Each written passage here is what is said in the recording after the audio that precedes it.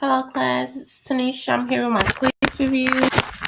Over quiz 7, the question I'm going to be covering is question 2. With strict liability, a defendant is liable just by the virtue of the nature of his or her activities, even if 1. The plaintiff assumed the risk, 2. The activity is common and usually harmless, 3. The defendant didn't do anything wrong.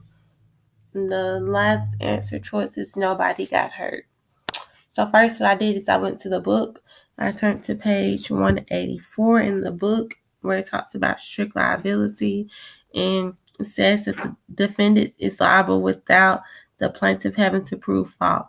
It also says that if a defendant commits a breach of warranty, then the liability will attach, and it would not matter whether the defendant was acted intentionally, negligently, or innocently.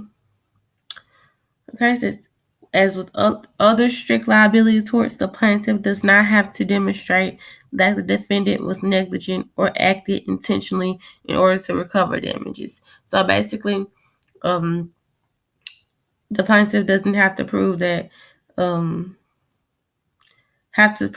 defendant did anything wrong.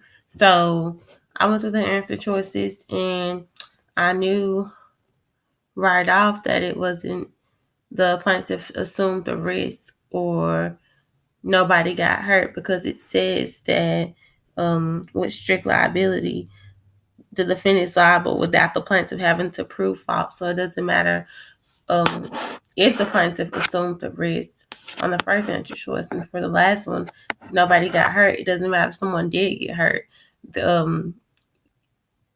For strict liability to occur, the defendant is liable. The plaintiff doesn't have to prove fault, basically. They don't have to prove anything. So if somebody did get hurt, it doesn't matter if somebody did not get hurt.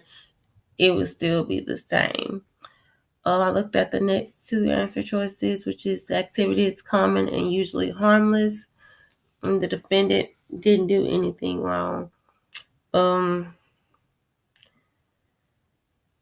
With those 2, the choice I felt was best is the defendant didn't do anything wrong, because for strict liability to occur again, there's no fault has to be proven. So even if the defendant didn't do anything wrong, he still would be liable.